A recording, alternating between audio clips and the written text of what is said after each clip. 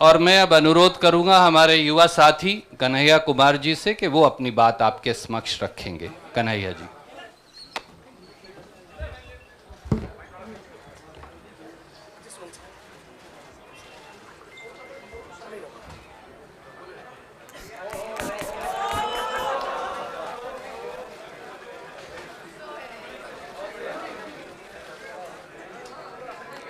सबसे पहले इस संवाददाता सम्मेलन में आए हुए मैं अपने सभी पत्रकार साथियों का, और मैं देख रहा हूं कि कुछ ऐसे दोस्त भी हैं जगह की कमी के चलते कमरे में आ नहीं पाए हैं लेकिन सुन रहे हैं बाहर खिड़कियों से।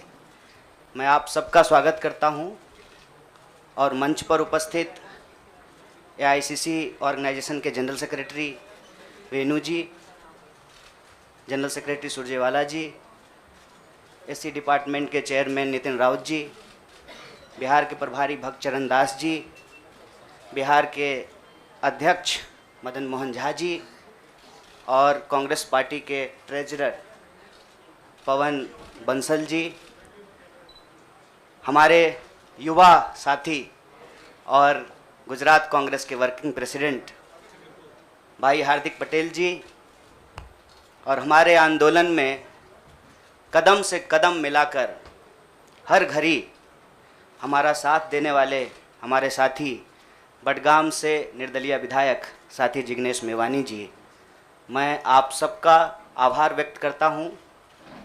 और मैं अपने पत्रकार साथियों से कुछ चीज़ों को लेकर मुखातिब हूं। उससे पहले आज ये एक ऐतिहासिक दिन है। आज शहीद आज़म भगत सिंह की जयंती है। लोग शहीद होते हैं, भगत सिंह शहीद आज़म हैं। शहीद आज़म इसलिए हैं कि आज हम लोग जहां माल्यार्पण करने के लिए गए थे, शहीद पार्क, वो शहीद पार्क एक ऐतिहासिक पार्क है। वो हिस्सा है फिरोज शाह कोटला फोर्ट का, जहां पर चंद्रशेखर आज़ाद जी की अध्यक्षता में हिंदुस्तान रिपब्लिकन आर्मी की गुप्त मीटिंग हो रही थी। अंग्रेज़ों के ज़माने में क्रांतिकारी छुपकर मीटिंग किया करते थे। नौजवान तरुण भगत सिंह एक प्रपोजल लेकर के आए कि हिंदुस्तान रिपब्लिकन आर्मी का नाम अब हिंदुस्तान सोशलिस्ट रिपब्लिकन आर्मी होना चाहिए। यह ऐतिहासिक क्षण, वो ऐतिहासिक भूमि और हमारे युवाओं के आइकन शहीद आज़म भगत सिंह को हम अपना नमन प्रस्तुत करते हैं। आज एक दुखद घटना भी हमारे ज़िले में हुई है। वज्रपात के चलते 2 बच्चियों का निधन हो गया है। मैं इस मंच से उनके प्रति शोक व्यक्त करता हूं और उनके परिवार के प्रति अपनी संवेदना व्यक्त करता हूं।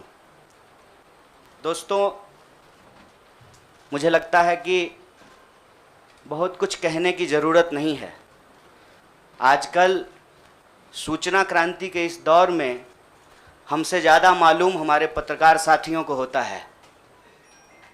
तो बेहतर ये होगा कि आप सवाल पूछें, मैं आपका जवाब दूं। लेकिन आप सवाल कहाँ से पूछेंगे और आपके मन में कौन से सवाल चल रहे हैं, इसका थोड़ा सा अंदेशा है, मुझे थोड़ा अंदाज़ा भी है।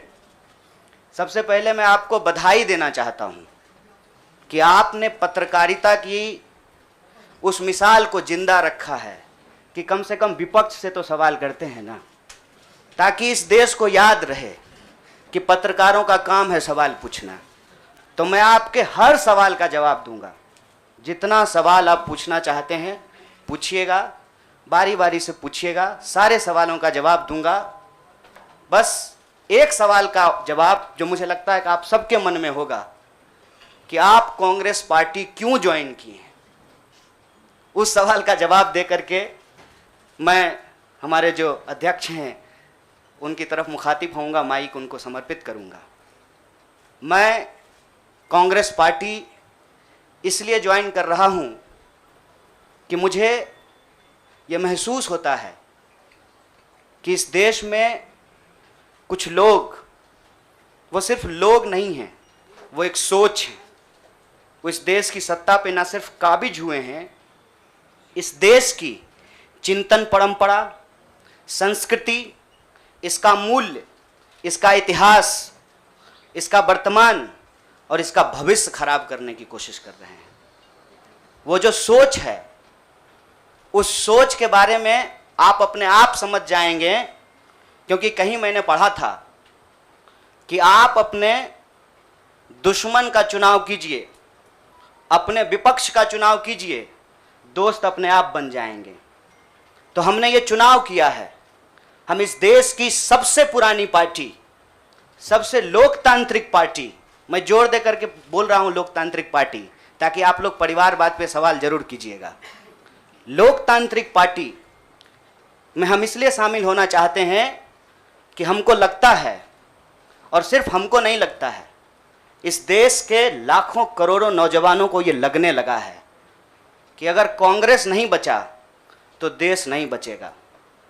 और ये बात मैं आपको स्पष्ट कर देता हूं, देश में प्रधानमंत्री अब भी हैं, देश में प्रधानमंत्री इससे पहले भी थे, देश में आगे भी प्रधानमंत्री होते रहेंगे।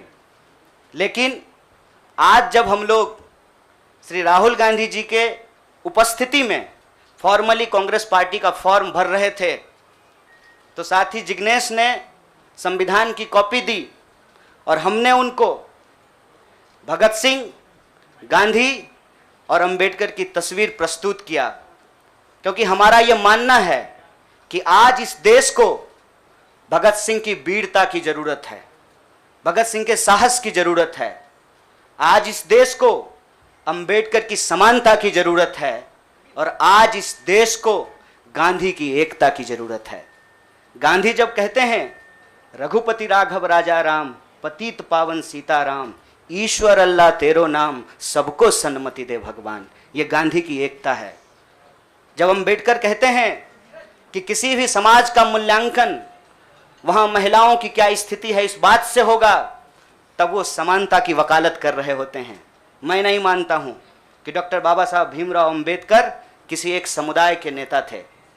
कांग्रेस पार्टी ने, संविधान सभा ने डॉक्टर बाबा साहब भीमराव अंबेडकर को संविधान बनाने की जिम्मेवारी दी, और उस संविधान के प्रियम्बल में यह लिखा है, हम भारत के लोग भारत को एक प्रभुत्व संपन्न समाजवादी धर्मनिरपेक्ष लोकतांत्रिक गणराज्य बनाने के लिए, इसमें समानता, न्याय के मूल्य निहित हैं। और जब भगत सिंह कहते हैं कि आप व्यक्ति को कुचल सकते हैं, विचारों को नहीं, आप बम और पिस्तौल से कभी इनकलाब नहीं ला सकते हैं, उस साहस की जरूरत है हमको।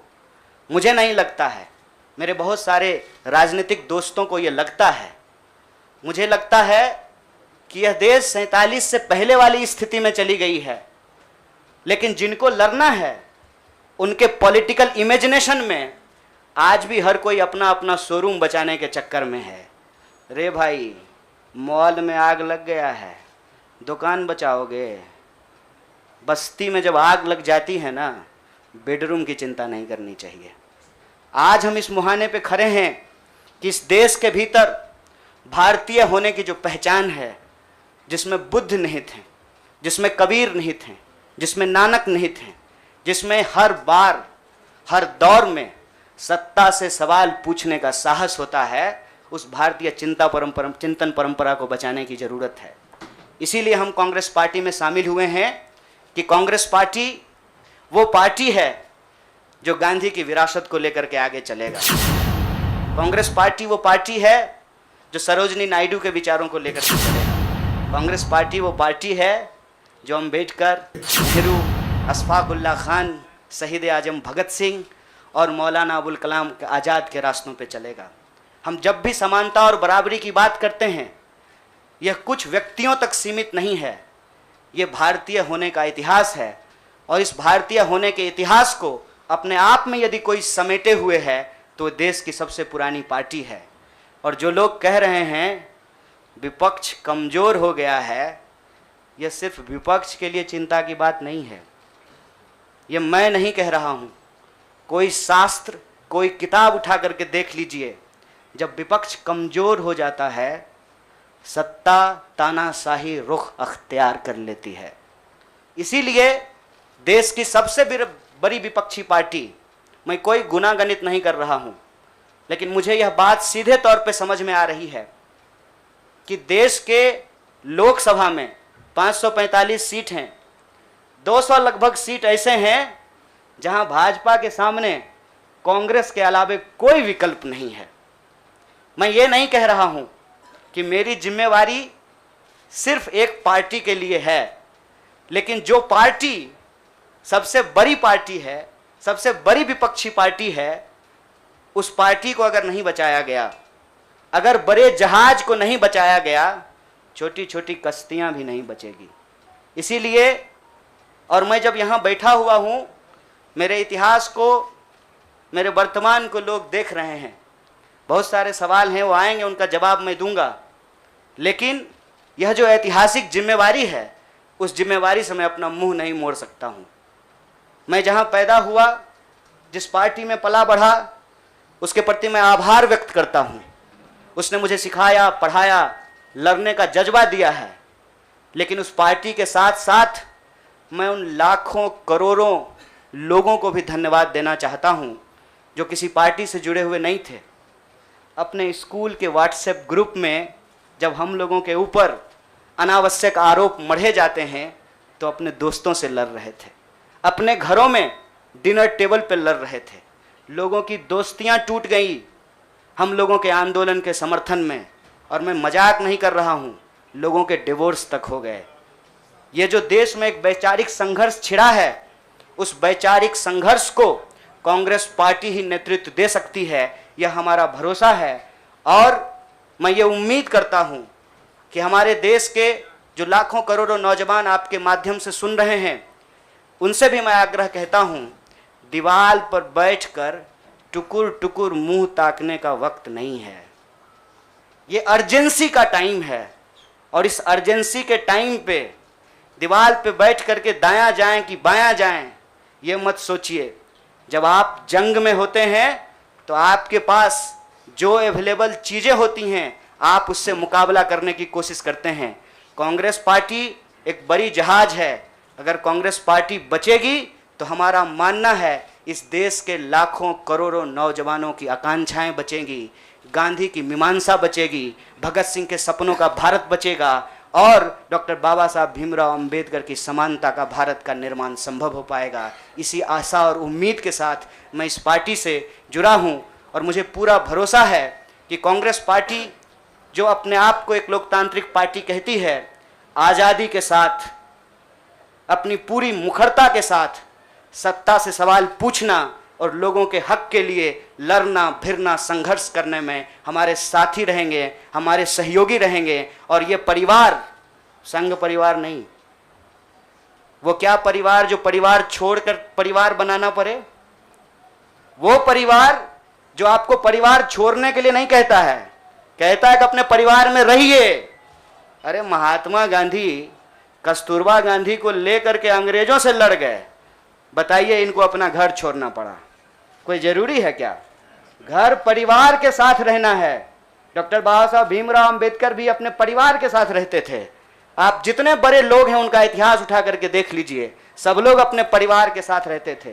वो परिवार छोड़ करके बनने वाला परिवार नहीं। न्याय, बराबरी और संघर्ष के लिए इस परिवार में मैं शामिल हुआ हूं। सभी सदस्यों के प्रति, देश के अंदर फैले हुए लाखों करोड़ों कार्यकर्ताओं को अपना आभार व्यक्त करता हूं। बहुत बहुत शुक्रिया, बहुत बहुत धन्यवाद। शुक्रिया। मैं अब जिग्नेश भाई से प्रार्थना करूंगा कि वो अपनी बात कहेंगे। जिग्नेश जी आ जाएगा।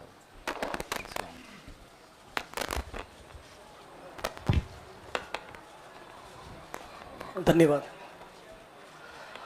सबसे पहले तो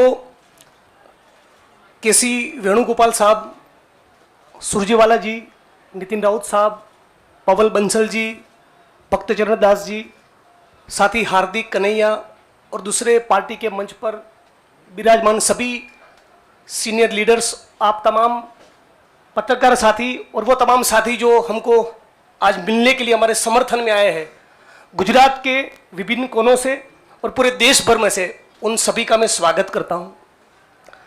साथियों, जो कहानी गुजरात से शुरू हुई उस कहानी ने पिछले 6-7 साल में इस मुल्क में क्या उत्पात मचाया है वो अब आपके हमारे सबके सामने है।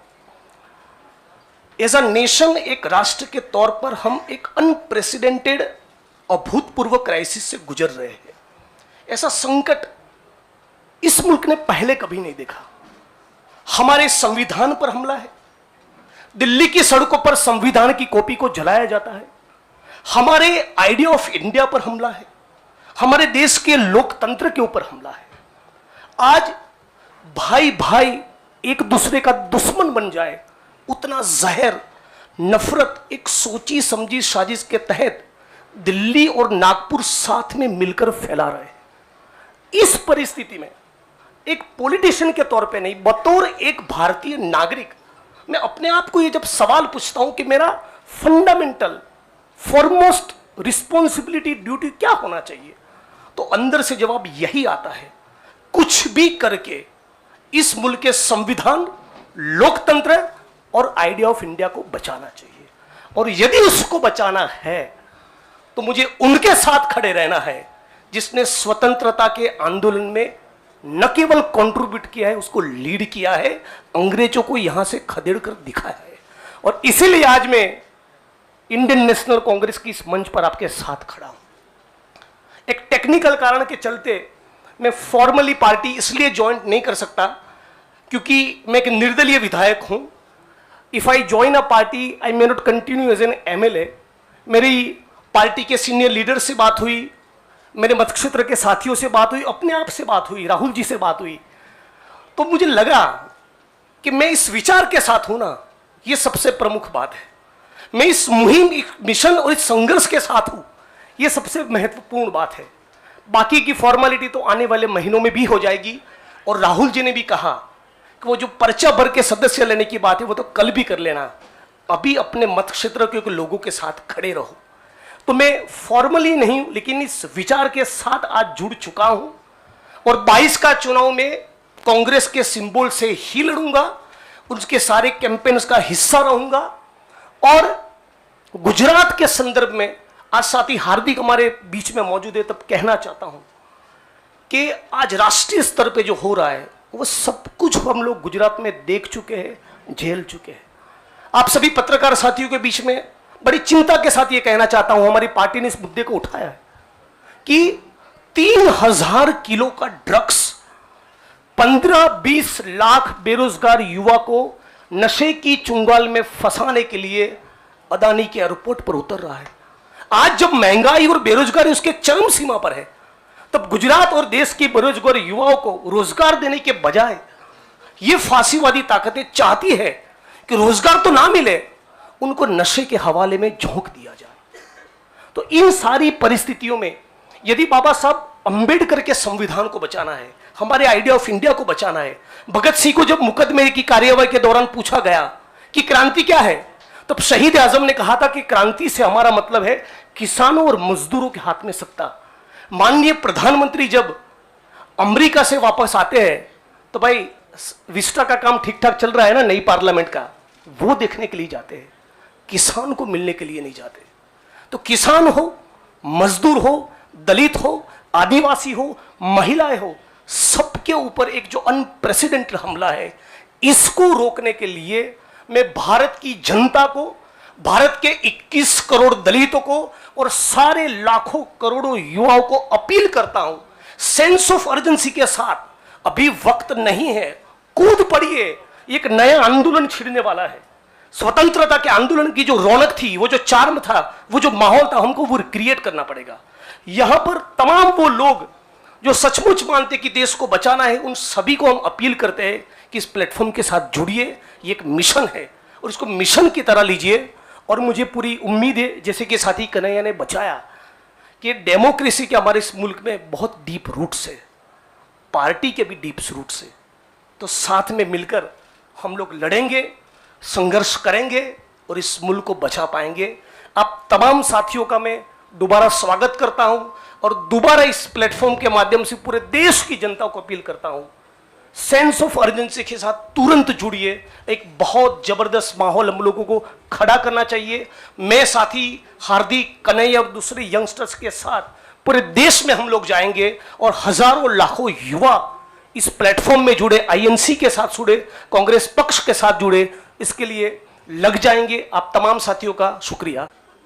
अभी आप एक मेरे मित्र ने कुछ बात कही थी, मैंने सोचा मेरी तो मानते नहीं, शायद छोटे की मान लें। All right, then we will go to somebody who, yes ma'am, we'll begin with you. मेरा सवाल कन्हैया आपसे है। आपने कहा कि आप कांग्रेस पार्टी इसलिए ज्वाइन कर रहे हैं क्योंकि कहीं ना कहीं आपको लगता है कि कांग्रेस खतरे में है, कांग्रेस को बचाना जरूरी है। जैसे आपने कहा कि कांग्रेस बड़ा शिप है और अगर छोटे शिप अगर ये डूब गया तो बाकी भी डूब जाएंगे। तो आपको लग रहा है you have come here as a saviour to Congress. Madam ji बुरा मत मानिएगा, लगता है कि सवाल आप पहले ही सोच लिए थे। मैंने ये नहीं कहा था कि कांग्रेस खतरे में है, हमने कहा देश खतरे में है, लोकतंत्र खतरे में है, आइडिया ऑफ इंडिया खतरे में है। आपने वो वीडियो देखा क्या, लाश के ऊपर डांस देखा ना? दिल पसीज गया होगा आपका। आपको नहीं लगा कि मैं इसके लिए कुछ कर पाऊँ, कुछ भी कर जाऊँ जो मैं कर सकती हूँ। आप जब सुनती होंगी कि बलात्कार हो गया किसी महिला के साथ, आपका गुस्से से जो है ना पूरा शरीर कांप जाता होगा। देश खतरे में है। पार्टियां तो बनती रहेंगी, पार्टियों की कोई कमी है क्या? हर शाम पार्टी होती है इस देश में। पार्टी नहीं बचाना है, देश बचाना है। और देश बचाने की मुहिम में जो पार्टी रहेगी वो पार्टी भी बचेगी। और मुझे इस बात को कहने में कोई दो राय नहीं है। मैंने जितना इतिहास पढ़ा है अभी तक का एनसीईआरटी में जो लिखा हुआ है, अब अगले बार 2024 में क्या लिखा जाएगा नहीं पता। उसमें तो यही है कि देश को आज़ादी जो है वो महात्मा गांधी ने, सुभाष चंद्र बोस ने, सरदार वल्लभ भाई पटेल ने, क्या भाई हार्दिक, इन लोगों ने ही दिलाया ना। यही लोग लड़े थे। जो माफ़ी मांगे वो बीड़ हो गए। आप सोचिएगा इसको। जो गोडसे को भगवान मानते हैं वो भाषण दे रहे हैं अमेरिका में जाकर के गांधी के ऊपर। हमारे गांव में एक गाना आता था, गांधी जी के भजन करे गांधी के हत्यारा। कितना अजीब लगता होगा आपको। देखिएगा वो फोटो जब हमारे देश के प्रधानमंत्री गांधी पे माल्यार्पण करते हैं। जीवन भर शाखाओं में कसम लिए होंगे कि गोडसे के सपनों का देश बनाएंगे और गांधी पे माला चढ़ा रहे हैं। See, I am not here to save the party, please, I am respecting you as a citizen, you can respect my right. देश खतरे में है और ये सिर्फ मैं नहीं कह रहा हूं, ये मुझे लगता है आप भी सोचते होंगे। समझ रहे हैं, अंग्रेजी का वो फ्रेज है dancing on dead, dead body पे कोई नाच रहा है। उस दिन खाना तो नहीं खाया गया। आप सोच के देखिए, आप इस पे विचार करके देखिए। मेरे गांव में अगर किसी की मौत हो जाए तो पूरे गांव में खाना नहीं बनेगा। हजारों लोग मर गए। देखे 71 वर्ष की उम्र में प्रधानमंत्री के लिए सोहर गाया गया। नया बच्चा जब पैदा होता है ना तो पूर्वांचल में सोहर गाते हैं लोग। प्रधानमंत्री बूढ़े हो गए हैं, उनके लिए सोहर गाया जा रहा है। तब जब अभी तुरंत लाखों लोगों की जान चली गई, ऑक्सीजन नहीं मिल रहा था, अस्पताल में बेड नहीं मिल रहे थे। आप में से कोई भी ऐसा इंसान है जिसके कोई जानने वाले नहीं मरे हो इसमें, इस क्राइसिस में? इतना बड़ा क्राइसिस जिसके देश में हुआ हो अभी तुरंत, वो अपने जन्मदिन का जश्न मनाएगा? ये भोंडापन है। इस संस्कृति को बचाने की जरूरत है और इस संस्कृति को बचाने के लिए मुझे लगता है कि कांग्रेस पार्टी में क्षमता मौजूद है। लोगों को यह बात पसंद हो या ना पसंद हो, हकीकत यह है कि पार्लियामेंट में सबसे बड़ी पार्टी कांग्रेस पार्टी है। इसीलिए इस पार्टी को यह जिम्मेवारी लेनी पड़ेगी और उस जिम्मेवारी को संभालने के लिए मैं यहां आया हूं। Thank you news nation. I'll come to you.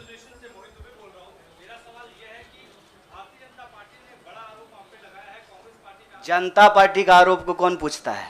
आपका कोई आरोप है मेरे ऊपर? भारतीय जनता पार्टी को मैं सीरियसली नहीं लेता हूं। आपका कोई आरोप है? आप सवाल पूछिए। साहब जो साथी पीछे खड़े हैं, थोड़ा आप शांति का दान दीजिए प्लीज। अरे भैया प्लीज, दुबे जी आप पूछिए please, ask your question quickly.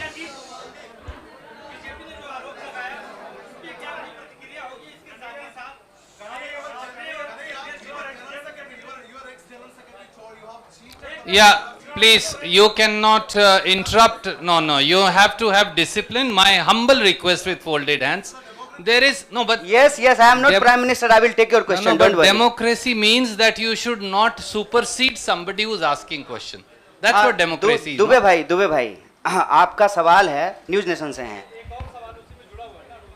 अच्छा, बारी बारी। जल्दी से पूछिए ना। नहीं नहीं नहीं, और लोगों ने किया है, नाम बताएंगे। मेरा सवाल आपसे ये है कि तमाम जो कांग्रेस के और युवा नेता है वो छोड़ के चले गए, तो क्या माना जाए कि आप जितने भी लोग आपने ज्वाइन किया है, ये राहुल गांधी की नई टीम होगी, राहुल गांधी की सियासी जो नाव है उसको पार लगाने का काम करेगी? देखिए, मैं यही कह रहा हूँ, हमारे देश के लोगों के पॉलिटिकल इमेजिनेशन को कुछ हो गया है। अभी क्या हो गया है मुझे समझ में नहीं आ रहा है। हमने आपके सवाल को अपने आप लेते हुए हमने अपने पूरे वक्तव्य को रखा। हमने कहीं भी कहा कि हम कोई टीम बना रहे हैं। बीसीसीआई थोड़ी है सर, मतलब टीम बना रहे हैं। मैं कह रहा हूं कि भारत की परंपरा, चिंतन परंपरा, सोच, जिस पे आपको गर्व होता है भारतीय होने के चलते, उस परंपरा को समेटने का, उसको आगे बढ़ाने का काम देश की सबसे पुरानी पार्टी कांग्रेस पार्टी ने किया है। उस पार्टी के पास एक ऐतिहासिक जिम्मेवारी है और इस देश का नागरिक होने के चलते, साथी जिग्नेश ने कहा, यह हमारी भी ऐतिहासिक जिम्मेवारी है कि कल को जब इतिहास लिखा जाएगा तो हमसे भी पूछा जाएगा, दुबे भाई आपसे भी पूछा जाएगा कि जब यह तमाशा हो रहा था तो हम क्या कर रहे थे। हमने वो कहानी सुनी है बचपन में, आपने भी सुना होगा। जंगल में आग लगी, एक कोयल अपने चोंच में पानी भर करके जंगल की आग बुझाने की कोशिश कर रही थी। जंगल की आग नहीं बुझी, या बुझनी होगी बुझ जाएगी। कम से कम कोयल का वह ऐतिहासिक प्रयास जो है वो इतिहास याद रखेगा। और ये जो आप कह रहे हैं ना, डूबती हुई नाव, देखिए कभी कभी ना इंसान को भ्रम होता है, जैसे टिड्डे को भ्रम होता है कि वो अपने पांव से आसमान टिका रखा है। हमको ऐसा कोई भ्रम नहीं है। मेरे अकेले से कुछ नहीं होगा। जब आप जुड़ेंगे, हम जुड़ेंगे, इस देश के संविधान में, आइडिया ऑफ इंडिया में भरोसा करने वाले लोग जो हैं, जिसको हम कहते हैं गांधी के सपनों का भारत, जिसको हम कहते हैं सर भगत सिंह के सपनों का भारत, जिसको हम कहते हैं डॉक्टर बाबा साहब भीमराव अंबेडकर के सपनों का भारत, जिसको हम कहते हैं बिरसा मुंडा के सपनों का भारत, सावित्रीबाई फूले के सपनों का भारत, श्री कृष्ण सिंह के सपनों का भारत, जगजीवन राम के सपनों का भारत, मौलाना अबुल कलाम आजाद के सपनों का भारत, उस भारत को बचाने की बात मैं कर रहा हूं। और सियासत, मैं बार बार कहता हूं, अगर सियासत सही होगी तो गलत लोग जो सत्ता पे काबिज हैं ना, मुझे भारत के लोगों पे बहुत भरोसा है। अरे हैं हम लोग थोड़ा सा आलसी, लेकिन जब आ गए ना अपने पे, 200 साल अंग्रेजों ने राज किया था, जब से भारत के लोग अपने पे आ गए ना, तो 1942 में भारत छोड़ो आंदोलन का जब नारा महात्मा गांधी ने दिया था, तो अंग्रेजों को भारत छोड़ करके जाना पड़ा था। और उस वक्त जो लोग अंग्रेज से पेंशन ले रहे थे, माफी मांग रहे थे, वो आज एनसीईआरटी की किताब बदल रहे हैं कि अपना नाम भी हम बीड़ों में लिखवा लें। इसीलिए मैं कह रहा हूं कि उस इतिहास को, उस चिंतन परंपरा को बचाने की जरूरत है। पार्टी अगर उस सिद्धांत पे चलेगी, संविधान के प्रियम्बल को रक्षा करने की कोशिश करेगी, पार्टी भी बचेगी और पार्टी सत्ता में भी आएगी। ऐसा मेरा उम्मीद है, ऐसे मेरी आशा है। Jainendra from ABP, can you please come forward and ask. हाँ, पूछिए जरा, एक सवाल पूछिए। हम एक आग्रह करें, आप लोग ना लड़ाई नहीं लगवाइए हमारे दोस्त के बीच में। भोरे से जो है ट्विटर पे आप लोग क्या क्या जो चला दिए हैं, लोग हमको पूछ रहा है कि जिग्नेश का नाम काहे नहीं ट्रेंड कर रहा है। मैं आपसे आग्रह कर रहा हूँ, हम ना अलग अलग लोग नहीं हैं, यह मंच आपस में बटा हुआ नहीं है। तो सवाल जो है सारा तोप का गोला जो है हमारे तरफ ही नहीं हो, मंच के तरफ मुखातिब हो, मैं भी जवाब दे दूंगा। Yes, Jainendra ji please ask your question.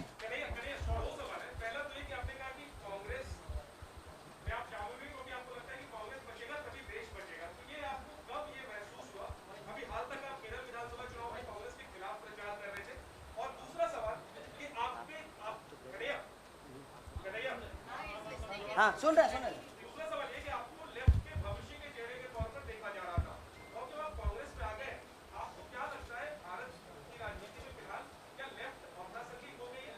मैं चाहता हूं दोनों पे डिटेल। बड़ा जैनेंद्र भाई बड़ा वैचारिक सवाल पूछे हैं। बहुत बहुत शुक्रिया जैनेंद्र भाई। एक तो देखिए हमारी जो ये नई पार्टी है, इस पार्टी के जो संगठन के महासचिव हैं वो केरल से ही हैं। इनसे आप चाहें तो अकेले में भी पूछ लीजिएगा, कांग्रेस पार्टी के खिलाफ हमने एक शब्द नहीं बोला था। हम कांग्रेस पार्टी के खिलाफ भी बोले हैं, लेकिन केरल के विधानसभा चुनाव में नहीं, जेएनयू के प्रेसिडेंशियल स्पीच में बोले थे। देखिए हमको हमारा इतिहास पता है और हम यही कहते हैं, इतिहास को तोड़ा और मरोड़ा नहीं जा सकता है। इतिहास इतिहास होता है। इतिहास कोई कागज पे लिखे हुए शब्द होते हैं कि आप उसको जो है इरेजर से मिटा दीजिएगा। केरल के विधानसभा चुनाव में कांग्रेस पार्टी के खिलाफ नहीं बोले थे। आपने पूछा कि कब इसको आपको ऐसा महसूस हुआ। देखिए महसूस तो मुझे राजनीति में आए हुए 18 साल हो गए हैं और मैंने हमेशा ये महसूस किया कि कहीं ना कहीं इस देश की जो राजनीतिक विरासत है वो भटक गई है। भूल भुलैया नहीं होता है, राइट लेफ्ट सेंटर घूमने लगा है और पता ही नहीं चल रहा है कि एक्चुअल आइडियोलॉजिकल पोजिशनिंग कहाँ है, उसके थ्रेड्स कहाँ पे हैं। तो मैं जैनेंद्र भाई, आपने वैचारिक सवाल पूछा है, एक ऐतिहासिक तथ्य आपसे साझा करता हूँ। मैं ऑल इंडिया स्टूडेंट फेडरेशन का मेंबर था कल तक। वो ऑल इंडिया स्टूडेंट फेडरेशन 1936 में बना और उस इतिहास जाकर के देख लीजिएगा। उसका जो इनॉग्रल सेशन था, पंडित जवाहरलाल नेहरू का उसमें भाषण हुआ था और उस वक्त देश के जितने भी नौजवान थे, सुनने में थोड़ा अजीब लग सकता है हमारे कुछ साथियों को, लेकिन अपने विद्यार्थी के होने के ज़माने में अटल बिहारी वाजपेयी भी शामिल हुए थे, बाद में निकाल दिया गया था। मतलब अंग्रेजों के खिलाफ जो छात्रों का संघर्ष हो रहा था, सभी विचारधारा के लोग उसके सदस्य थे। और आपने जो वैचारिक सवाल पूछा कि आपको लेफ्ट के भविष्य के रूप में देखा जा रहा है, कौन कह रहा है कि लेफ्ट का भविष्य खराब हो गया है? व्यक्ति आते हैं और जाते हैं, संगठन हमेशा व्यक्ति से बड़ा होता है। व्यक्ति की अपनी एक भूमिका होती है, उस भूमिका को वो अपनी क्षमता से निभाने की कोशिश करता है। मैं आपको बता दूं, जहां जिस पार्टी से आप मेरा संबंध जोड़ रहे हैं, मैं वहां पैदा हुआ हूं। मेरे भीतर सोचने, समझने, लड़ने की जो क्षमता है, ये उसके ट्रेनिंग का हिस्सा है और मुझे इस बात का गर्व है। लेकिन वहां जो लड़ने का तरीका है और जिस तरीके से वो लड़ रहे हैं, मुझे लगता है आज जो देश की स्थिति है उसमें उसके स्पीड को बढ़ाने की जरूरत है और जो वैचारिक संकीर्णता है उसको तोड़ने की जरूरत है। मैं आपको एक बात बताना चाहता हूं।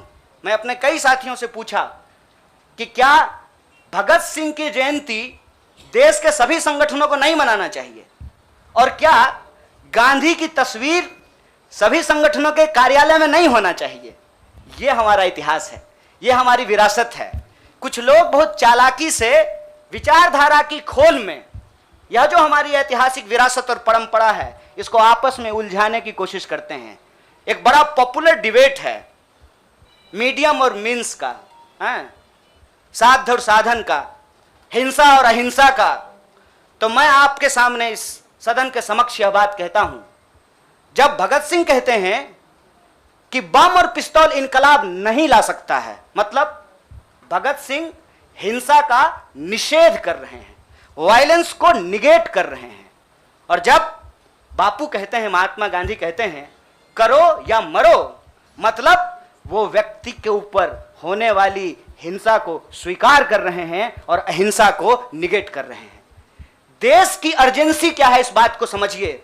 और देश की अर्जेंसी ये है कि आप पैदा कहीं भी हुए हों, अगर गांव में आग लगी है, आप अपने दरवाजे के बाहर डंडा लेकर के गेटकीपर बन करके खड़ा हो जाएंगे कि घुसने नहीं देंगे, निकलने नहीं देंगे, तो आपका घर भी नहीं बचेगा, बेडरूम भी नहीं बचेगा। इसलिए समझदारी इस बात में है कि आपसी जो नाराजगी है, आपसी जो वैचारिक मतभेद है, उसको किनारा कीजिए और बस्ती बचाने के लिए इकट्ठा होइए, क्योंकि ये देश हम सबका है। इसीलिए लेफ्ट राइट का जो क्वेश्चन है ना, वो अप्रासंगिक इसलिए हो गया है कि आज आपको वैसे आदमी के साथ सामना करना पड़ रहा है जो हमारे जमाने का गोविंदा है, ड्रेस बदलते रहता है।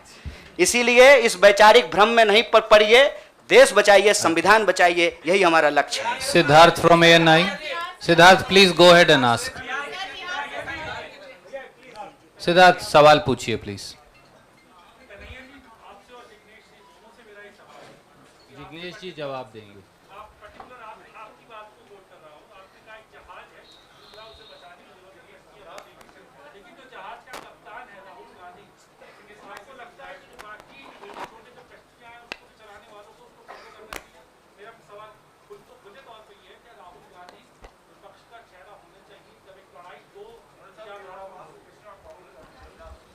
विपक्ष का चेहरा तो मीडिया भी होना चाहिए। विपक्ष का चेहरा वो तमाम लोग होना चाहिए जो आइडिया ऑफ इंडिया और इंडियन कॉन्स्टिट्यूशन में बिलीव करता है, उसको प्रोटेक्ट करना चाहते हैं। पीरियड।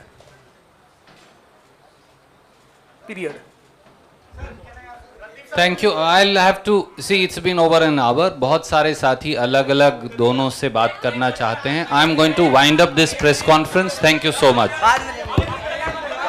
हम बाद में आके हमसे ले लीजिएगा, हाँ, 1 to 1 करेंगे। कन्हैया जी, एक सवाल। कन्हैया जी